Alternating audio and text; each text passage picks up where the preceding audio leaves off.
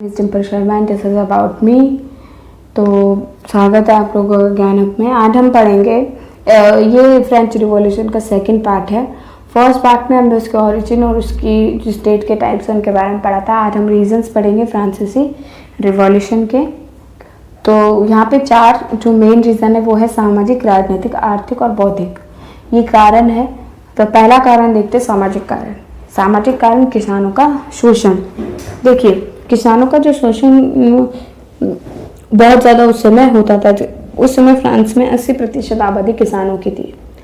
तो उनसे जो सामंत थे वो अनचाहे कर वसूल करते थे।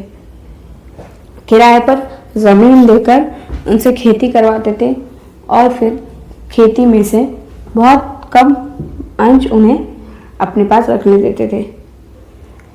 उनसे उन किसानों को सामंत और गिरजाघरों को भी कर देना पड़ता था और उन्हें उनके अलावा जैसे भूमि कर, चुंगी कर और आय कर, कई प्रकार के कर देना पड़ता था। तो इससे पता लगता है कि किसानों का बहुत ज़्यादा शोषण हो रहा था। सेकंड, संपत्ति का असमान वितरण। किसानों की जो 80% आबादी थी उसके पास कुल संपत्ति का 30% भाग था। लेकिन जो फर्स्ट स्टेट और सेकंड स्टेट के अंदर धार्मिक नेता और नोबल आते थे, उन जनसंख्या का मात्र जो 2% जो भाग था उसके पास 35% प्रॉपर्टी थी, संपत्ति थी। अब इससे फिर धीरे धीरे क्या हुआ, सोशल परिस्थितियाँ चेंज होने लगी, सामाजिक परिस्थितियाँ चेंज होने लगी और वस्तुओं के मूल्य में वृद्धि होने लगी। और जब ये वस्तुओं के मूल्य की वृद्धि बहुत अधिक बढ़ गई तो ये भी एक रीज़न बनी फ्रांसीसी क्रांति का। अब हम देखते हैं राजनीतिक कारण। अराजक संतुलन राज्य व्यवस्था, शासन प्रणाली भ्रष्ट, निरंकुश, निष्क्रिय और शोषणकारी। तो फ्रांस में राजतंत्र परंपरागत था, मतलब जो राजा चाहता था वही होता था। राजा को दैविक अधिकार प्राप्त थे। राजा बिना सोचे समझे, बिना किसी पे सजा, बिना किसी पे मुकदमा दायर करे उसे सजा दे सकता था और कोई भी इस आदेश का विरोध भी नहीं कर सकता था। एक क्रांति से पूर्व के 200 वर्षों से फ्रांस पर कौन से राजवंश का राज्य था? बोरबन राजवंश का। सामान्य जनों को किसी प्रकार के अधिकार प्राप्त नहीं थे, वो कुछ भी नहीं कर सकते थे। जैसा हो रहा है बस उसके अनुसार चलते रहो। सरकार की आय राजा की आय होती थी और क्रांति से पूर्व फ्रांस विविध क्षेत्रों में भिन्न भिन्न व्यवस्था थी, जिसके कारण फ्रांस में अराजक, नियमहीन तथा असंतुलन की व्यवस्था पनप गई। और इन राजनीतिक परिस्थितियों से कारणों ने ही फ्रांस में क्रांति को एक आग का रूप दिया। तीसरा है आर्थिक कारण। राज्य की आर्थिक स्थिति कमजोर और सरकार का दिवालियापन। हुआ क्या, लुई 14 जो थे उनके शासनकाल में बहुत अनेक युद्ध हुए थे। बहुत ज़्यादा युद्ध होने के कारण काफ़ी जान और माल की हानि हुई और इससे फ्रांस की जो आर्थिक स्थिति थी वो बहुत ज़्यादा खराब हो गई। अब जो उसके बाद लुई 15 राजा आए, उन्होंने जो फ्रांस की इकोनॉमिक सिस्टम था उसको सुधारने का इतना प्रयास भी नहीं किया। जैसा था उसको वैसा ही चलने दिया, चलते रहो। फिर उसके बाद वो जो लुई 15 था अपना खर्चा चलाने के लिए महाजनों से कर्जा लेता था। फिर आई लुई 16, वो तो और भी कमज़ोर शासक निकला। उससे तो विरासत में दिवालिया सरकार मिली थी और उसने जो उसकी जो सरकार थी, उसकी जो राजतंत्र था, उसके लिए वो भी ज़्यादा कार्य नहीं कर पाया।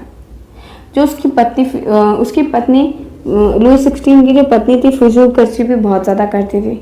इसके शासनकाल में एक बार क्या हुआ कि भूखी जनता महल के सामने खाना मांगने एकत्र हुई तो महारानी मारी अंतोनेता ने जनता से कहा, अगर तुम्हारे पास रोटी नहीं है तो केक खा लो। और यह उत्तर आज भी एक प्रसिद्ध वाक्य माना जाता है। तो ये जो सब इकोनॉमिक रीजंस थे ये भी फ्रांसीसी क्रांति होने के पीछे एक रीज़न माना जाता है। अब 4th एंड लास्ट बौद्धिक कारण। जनता पर दार्शनिकों का प्रभाव, मॉन्टेस्क्यू, लॉक, वोल्टेयर और रूसे। हुआ क्या था कि फ्रांस की क्रांति में जो ये फिलोसफर थे, मॉन्टेस्क्यू, लॉक, वोल्टेयर, रूसो, इनका बहुत ज़्यादा प्रभाव था। ये लोग ये जो थे इनका ये दार्शनिक थे, फ्रांस में तर्क और बुद्धिवाद का इन्होंने तर्क और बुद्धिवाद का को प्रसार किया, को फैलाया, जिससे लोगों में समझ पैदा होने लगी। और दार्शनिकों को विश्वास था सत्य को तर्क के द्वारा सत्य और प्रमाणित सिद्ध किया जा सकता है। तो जब ये दार्शनिक थे, इन दार्शनिक के विचारों ने भी कहीं ना कहीं फ्रांसीसी क्रांति को फ्रांसीसी क्रांति का एक रीजन बनी इनके विचार। तो मॉन्टेस्क्यू को देखते हैं। मॉन्टेस्क्यू का विचार क्या था कि मॉन्टेस्क्यू का यह विचार है कि फ्रांस प्रशासनिक, विधायी और न्यायिक सत्ता का एक स्थान होना गलत है। यानी कि जो प्रशासनिक है और विधायी है वो सब अलग अलग होना चाहिए। व्यक्ति को स्वतंत्र होना चाहिए और अधिकारों का विकेंद्रीकरण होना चाहिए। और इन चीज़ों ने फ्रांसीसियों में जागरूकता पैदा की। लॉक का क्या कहना है? लॉक ने व्यक्ति को जीवन, संपत्ति और स्वतंत्रता के अधिकार दिए जाने की बात कही है। मतलब जो शासक इन अधिकारों से जनता को वंचित रखे उसे हटा देना चाहिए और ऐसे शासक को सत्ता दे देनी चाहिए जो इन अधिकारों को जनता को दे और इनकी रक्षा करने में सक्षम है।